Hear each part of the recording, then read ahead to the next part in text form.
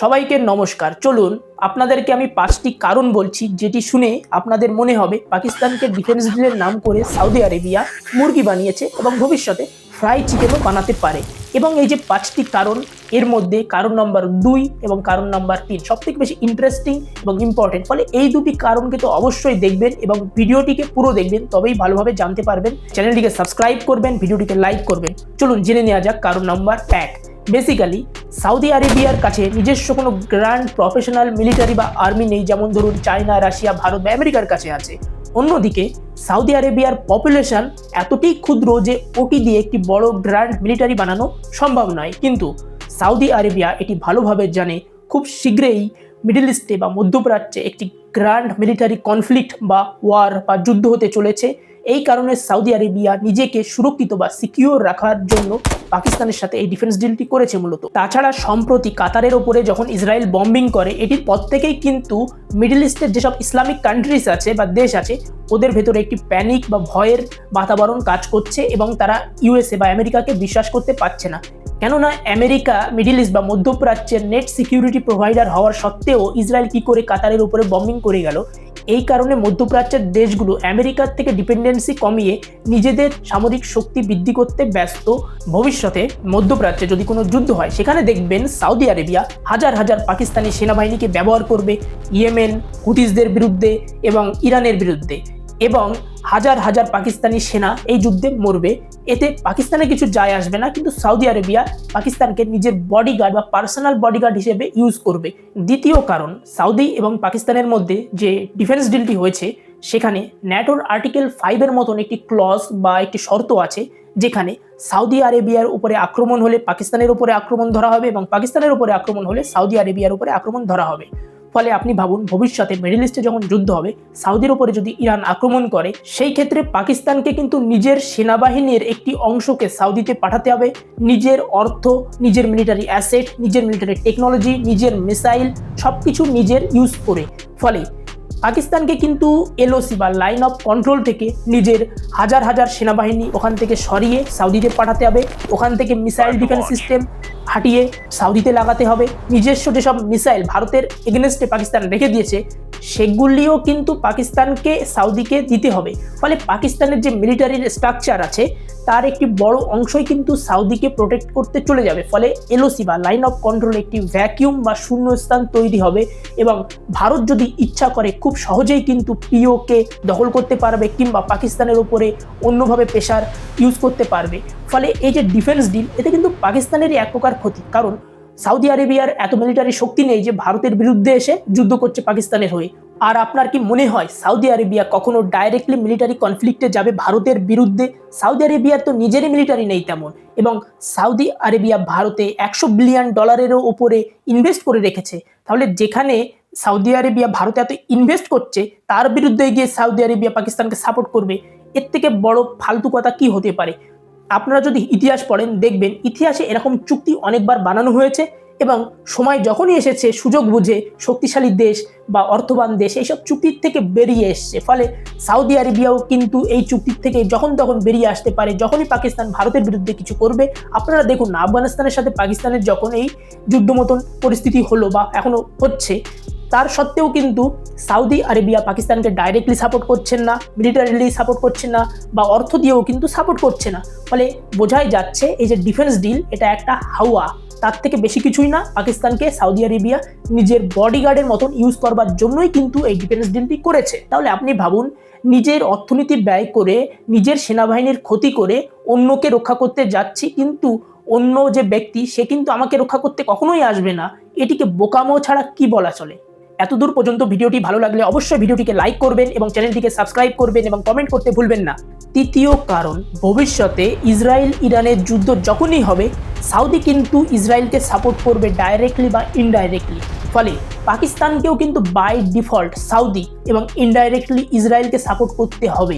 কিন্তু পাকিস্তানের সাথে ইরানের কিন্তু একটি ল্যান্ড বর্ডার আছে, ফলে পাকিস্তানকে কিন্তু এর প্রেশার ফেস করতেই হবে। এর পাশাপাশি পাকিস্তানকে কিন্তু সৌদি আরবিয়া প্রেশারাইজ করতে পারে যে নিজের নিউক্লিয়ার বম ইরানের উপরে ইউজ করতে। এক্ষেত্রে কিন্তু ইসরায়েল বা আমেরিকা বা সাউদি এদের উপরে দোষ আরোপ করা হবে না, দোষ আরোপ করা হবে পাকিস্তানের উপরে যে তুমি কেন নিউক্লিয়ার বোম বা ডার্টি বম ইউজ করেছো ইরানের উপরে। ডার্টি বম বলতে বেসিক্যালি বোঝায় নিউক্লিয়ার বমের একটি ধরনটিকে যেখানে নিউক্লিয়ার এক্সপ্লোশন করা হয় না, কিন্তু একটি নর্মাল বমের চারি সাইডে নিউক্লিয়ার দ্রব্য বা ইউরেনিয়াম, প্লুটোনিয়াম, থোরিয়াম এইসব জাতীয় রেডিও অ্যাক্টিভ যেসব দ্রব্য আছে সেগুলো লাগিয়ে ব্লাস্ট করা হয়। ফলে এই তেজস্ক্রিয় পদার্থগুলো ছড়িয়ে এক প্রকার কন্টামিনেশন সৃষ্টি করে, যার ফলে অনেক লোক কিন্তু শরীর খারাপ করেই মারা যাবে, বোম ফেটে মরতে হবে না তাদেরকে আর। ফলে পাকিস্তানকে আমেরিকা এবং সৌদি আরেবিয়া নিজের ডার্টি ওয়ার্কস করার জন্য কিন্তু ইউজ করবে এই ডিফেন্স ডিলের মাধ্যমে। ফলে বোঝাই যাচ্ছে আলটিমেট ফায়দা কার হচ্ছে এটির মাধ্যমে, ইসরায়েল, আমেরিকা, সৌদি আরেবিয়া। কিন্তু লোকসানটা হচ্ছে কিন্তু পাকিস্তানের, কেননা যুদ্ধ লড়বে পাকিস্তান, যুদ্ধে পাকিস্তানের সেনা মরবে, পাকিস্তানি অর্থ ইউজ হবে যুদ্ধে, কিন্তু ফায়দা লুটবে ইসরায়েল, আমেরিকা, সৌদি আরেবিয়া। এটাই হচ্ছে জিও পলিটিক্স। চতুর্থ কারণ হচ্ছে জিও পলিটিক্যাল ডিজাস্টার বা ডিপ্লোম্যাটিক ডিজাস্টার। কেননা পাকিস্তান ইসলামিক ওয়ার্ল্ডে বলে বেড়ায় আমি একমাত্র ইসলামিক দেশ যার কাছে অ্যাটমিক বম আছে, এবং টার্কি ইরানের সাথে একটি নতুন ইসলামিক অ্যালায়েন্সও তৈরি করার কথা বলে, যেখানে মালয়েশিয়ার প্রাইম মিনিস্টারও কিন্তু পাকিস্তানকে প্রচুর সাপোর্ট করেছিল এক টাইমে। ফলে যারা নিজেদেরকে ইসলামিক জগতের লিডার দেখাতে চায় তারাই কিন্তু আরেকটি ইসলামিক দেশের বিরুদ্ধে এরকম ষড়যন্ত্র করবে, এবং আমেরিকা বা সৌদি আরেবিয়ার প্রেসারে এসে বাই চান্স ডার্টি বম বা নিউক্লিয়ার বম যদি পাকিস্তান ইউজ করে সৌদি আরেবিয়ার ওপরে, তাহলে কিন্তু ডিপ্লোম্যাটিক ডিজাস্টার হবে এটি পাকিস্তানের ক্ষেত্রে। এমনকি নিউক্লিয়ার বমও ইউজ করতে হবে না, বাই চান্স যদি পাকিস্তান গ্রাউন্ড ইনভেশন করে আমেরিকা বা সৌদি আরেবিয়ার প্রেসারে এসে ইরানের ওপরে, তাহলেও কিন্তু পাকিস্তানের ক্ষেত্রে একটি ডিপ্লোম্যাটিক ডিজাস্টার হবে। কারণ সৌদি আরেবিয়া এবং পাকিস্তানের একটি বর্ডার আছে। ধরুন পাকিস্তানকে প্রেসার করলো যে তুমি এদিক থেকে নিজের সেনা গ্রাউন্ড ইনভেশন করাও, আমরা আমেরিকা ওদিক থেকে আসছে, কিংবা ইসরায়েল এয়ারফোর্সের মাধ্যমে ইরানের উপরে আক্রমণ চালাচ্ছে। এই ক্ষেত্রে কিন্তু পাকিস্তানের উপরে একটি ডিপ্লোম্যাটিক ডিজাস্টার হবে। অন্যান্য যেসব ইসলামিক দেশ আছে বিশেষ করে, তারা কিন্তু পাকিস্তানকে এক প্রকার নাকচ করে দেবে এবং বিশ্বাসই করবে। এমনি তো কেউ বিশ্বাস করে না পাকিস্তানকে, তবুও যতটা বিশ্বাস আছে সেটিও কিন্তু ধূলিসাৎ হয়ে যাবে। এটি চতুর্থ কারণ। ফলে চারিদিক থেকে কিন্তু পাকিস্তানের এক প্রকার ক্ষতিই হচ্ছে এই ডিফেন্স ডিলের মাধ্যমে। এরপর হচ্ছে পঞ্চম কারণ, অর্থাৎ আপনারা জানেন পাকিস্তানের অভ্যন্তরে কি পরিমাণে সিভিল ওয়ার এক প্রকার চলছে, যেখানে বিএলএ, বালুচিস্তান লিবারেশন ফ্রন্ট বা অন্যান্য যেসব গ্রুপ যেমন ধরুন টিটিপি ইত্যাদি আছে, তারা পাকিস্তানের ভেতরে নিজেদের দেশ তৈরি করতে চায়, কেননা পাকিস্তান একটি স্বৈরাচারী রাষ্ট্র। ফলে পাকিস্তান যখন ইরানের সাথে যুদ্ধে ইনভলভ হয়ে পড়বে কিংবা সাউদিকে সাপোর্ট করতে নিজের সেনাবাহিনী সাউদিতে প্রেরণ করবে, তখন কিন্তু পাকিস্তানের ভেতরেই কিন্তু একটি ভ্যাকিউম বা শূন্যতা তৈরি হবে, যেখানে এই বিএলএ বলুন বা টিটিপি বা আফগানিস্তানের যেসব তালিবান আছে, তারা কিন্তু একে অপরকে সাহায্য করবে পাকিস্তানকে ব্রেক বা ভাঙবার জন্য। এবং এদিক থেকে ভারতও কিন্তু নিজের পাওয়ার ইউজ করতে পারে পাকিস্তানকে উত্তর থেকে ভেঙে পিওকে ফিরিয়ে নেওয়ার জন্য। ফলে পাকিস্তান কিন্তু চারিদিক থেকে প্রেশার ফেস করবে।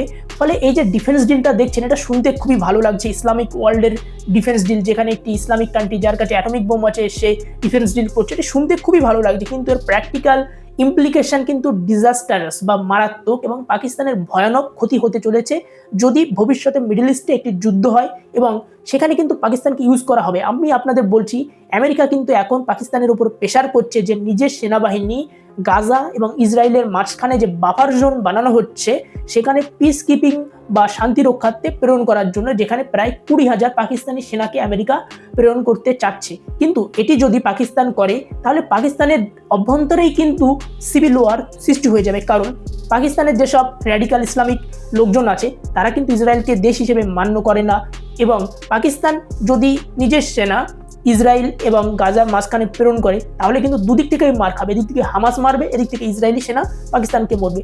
ফলে চারিদিক থেকেই দেখলে মনে হচ্ছে পাকিস্তান যেন চারিদিক থেকেই মার খাচ্ছে। অর্থাৎ এই ডিফেন্স ডিলে পাকিস্তান নিজের সেনা ইউজ করবে, নিজের ইকোনমি ইউজ করবে, পাকিস্তানিরা মরবে, কিন্তু ফায়দা লুটছে কে? ফায়দা লুটছে আমেরিকা, সৌদি আরেবিয়া, ইসরায়েল। ফলে পাকিস্তানকে যদি আমি মুরগি না বলি, কাকে মুরগি বলবো? আপনারাই বলুন কমেন্টে যে কাকে মুরগি বলা যায় যদি পাকিস্তানকে মুরগি না বলি।